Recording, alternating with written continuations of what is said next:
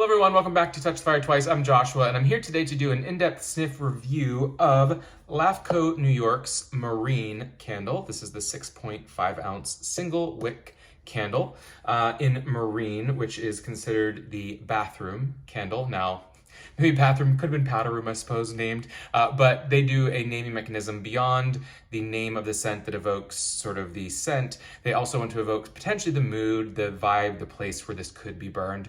By no means is directive. It's just, sometimes it'll say your terrace or the kitchen or the master bedroom or the bathroom or the library, things like that. So this one's bathroom because it is fresh and relaxing. So think, spa-like, deep clawfoot bathtub is the vibe they're going for with this candle. So going to show you the packaging a bit because as a luxury fragrance brand, packaging is a part of it, especially when these are oftentimes used as gifts, which are really great gifts. Talk through the scents that they've listed on their website and of course what I smell in it, as well as this is a post-burn review. I have burned this a handful of times, and so I'll talk through the performance as well. If you saw my video on the Discovery set, this actually was not one of the scents in my Discovery set, so that was 3 sample size fragrances for $16 that then you actually get a $16 credit toward purchasing on the LAFCO website. This I actually was in Bloomingdale's and I sniffed it and couldn't resist it. I actually purchased this as well as another one that I'll be doing in an upcoming review in another one of their scents. But wanted to sort of show you the packaging and get a little more in depth with that, and again then go into the sniff. So what's really nice, so it's got sort of this, the ribbon detailing around here on sort of a glossy white and embossed packaging. Talks about their pure promise because they are really about using essential oil based fragrances, biodegradable, sustainable, highly concentrated fragrances, and I believe hand-blown glass vessels that are also exceedingly honestly beautiful and reusable. And a lot of places say that, like, Bath and Body Works, could you reuse the standard glass jars? Sure you could, but they're just a very, very simple glass jar. These are really, they're thick, high quality, and they really are, small works of art themselves, really beautiful vessels. So love to see that with these. But so all that to say, great for gifting. And we open it here, you just lift up there and you get a little, there's your candle with the dust cover still on it. What I will say, 2 things that I really give them props for in their packaging design is when you put this in here and close this, you shake this is not going anywhere. That is because they have foam padding in the top there, and then the candle's actually nested into, this is a thick foam, so this isn't just cardboard, it's like a thick foam padding essentially that completely keeps this from jostling around. So that's really nice as well. And then just get a small pack in here that talks about their products, a bit about the history of the company, optimal burn experience, how to extinguish, and then at the end of the candle life, how to repurpose the hand-blown keepsake vessel, right? So, and it says, of course, on here, LAFCO New York, fragranced candle, bathroom, marine, and then the 3 sort of primary notes they list for this, which are bergamot, marine, and jasmine, natural, luxury with pure purpose. And then again, so you pull the candle out. This is the 6.5 ounce single wick. So this scent specifically comes in 4 ounce travel tin, 6.5 ounce, 15.5 ounce, and the big honkin' 30 ounce 3 wick, as well as in reed diffusers, room mist, and body care. So this is, a scent that's in many of their products. And so you see here, just drop the dust cover off. And as you can see, I have burned this probably, 6-7 hours. Has a really good burn time on it. These have up to a 50-hour burn time, as expected with a single wick. They're going to burn slower than what you may be used to in your 3 wicks. Really pretty, if you can see.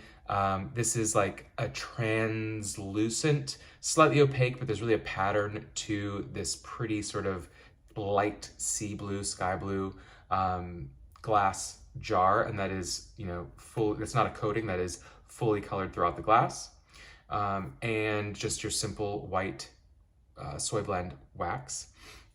Oh gosh, I can't wait to dig into the scent. It smells so good, guys. But I will also say the performance on this, fantastic. So this is, I would say like a 6 or 7 intensity when I sniff it sort of on cold, and it also travels really well. So in a couple 100 square foot room, or certainly in a powder room or any small space, this 6.5 ounce is going to throw really nicely. And I think if you let it go long enough, even in maybe not, a 1,000 foot, major open concept space, wouldn't get major throw.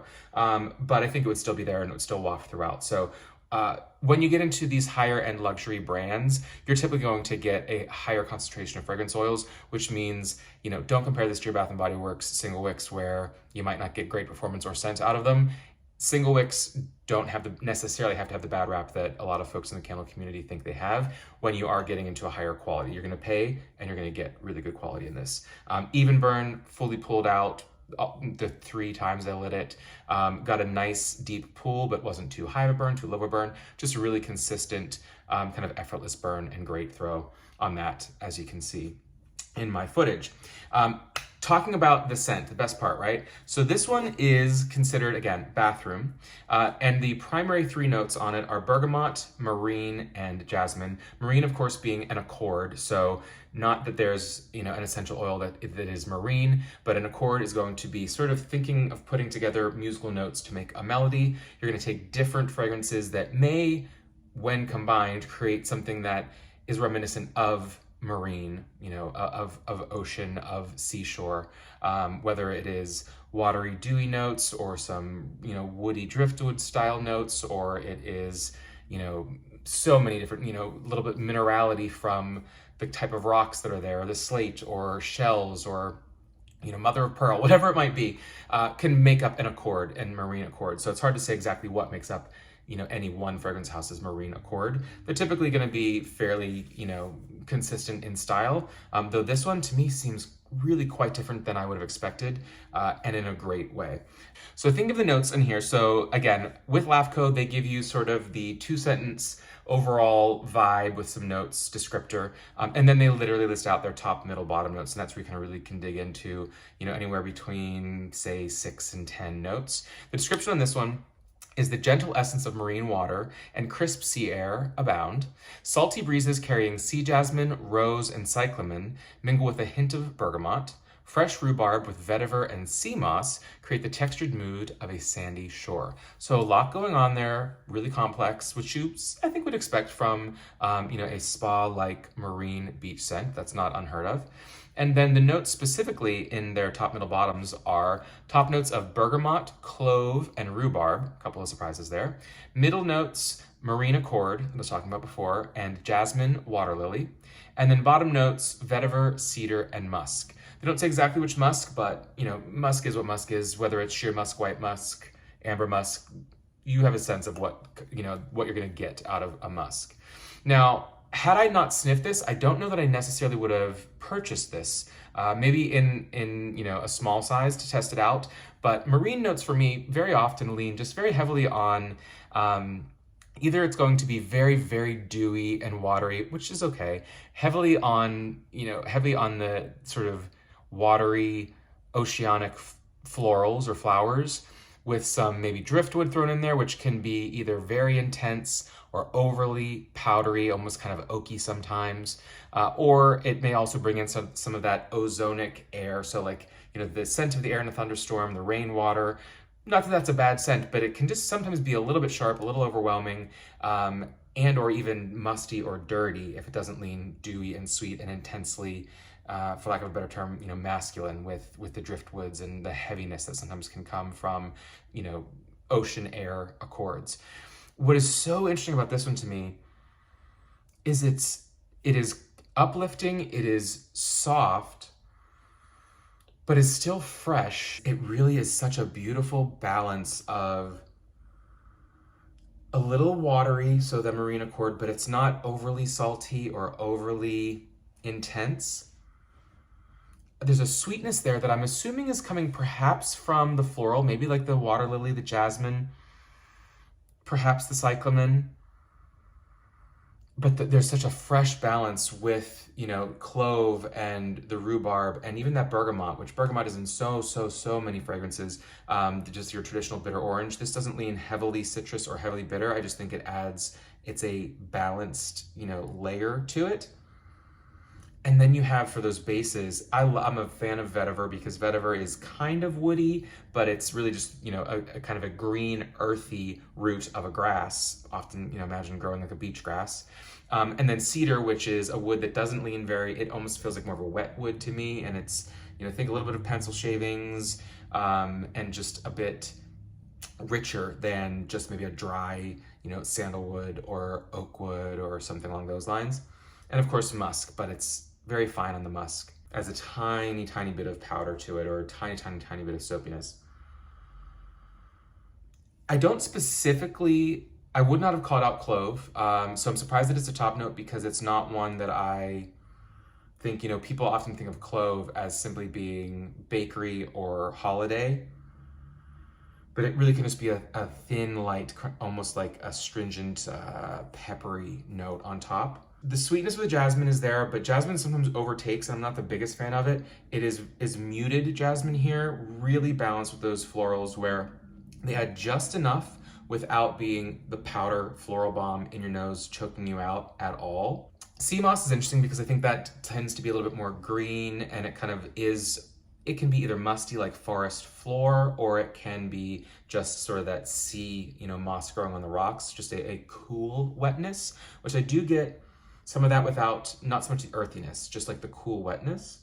Vetiver, oh boy, vetiver is so nice because it's such a nice in-between. It's not, certainly it's not herbal, just like, green grass, but it's not woody like a dried wood. It's just somewhere in the middle between the two.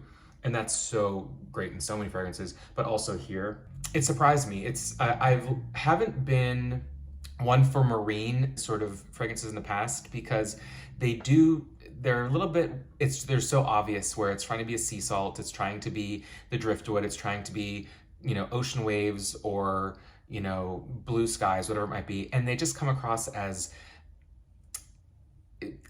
youthful, sporty body fragrances, which this is not in a good way. This is fresh, uplifting. There's a bit of a powder from the floral, but it is not overly powdery. I think that it really is sort of calmed down by some of those top notes, the bergamot, the clove, certainly the freshness of that rhubarb. It's almost a slight bit creamy. And when I say it's soft, it's like not like a, linen or soapy. It really is just a comforting soft. Like it's not a beach on a hot day. It's more like a seashore on a cool, drizzly, spring evening when things are just kind of picking up, or like a late summer evening, because you get some of the depth from certainly the cedar and that musk just to round things out, to add a bit of sophistication to it. It's very comforting, and it's one of those scent memory obviously for everybody is huge, but it smells oddly familiar to me, and I'm not sure why. Like it instantly, I was kind of transported to, I spent some time in San Francisco for work years back, and I almost wondered if they had if the hotel I stayed at used LAFCO to sort of fragrance their hotel. I don't know. It was the Intercontinental. I don't know if anyone knows if there was a brand partnership or something, or if they just maybe happened to use this, because I instantly was transported back then. I don't know exactly why, or maybe it really was the marine, like walking on, the boardwalks throughout the bay. That's really, I think, the vibe that this gives me, funnily enough, is the type of shore. You're not in Miami or, in the Caribbean. It is a little bit more that cooler ocean, which I just love. Yeah, I love it. It's calming, but still fresh. So it's not sleepy, but it's not the bright, herbal, zesty, bright, wake you up rosemary eucalyptus of the office candle. Just a huge fan of it. Again, I'm really, really happy with performance, with the scent, and I'm finding that LAFCO really has some of the most unique blends from the ones that I've sniffed so far. So excited to dig more into that. If you burned this, let me know what you think of it. If you've explored any other LAFCOs that you think I need to check out, I'm all ears. Want to hear what you're a fan of and what you would recommend. And until next time, take care.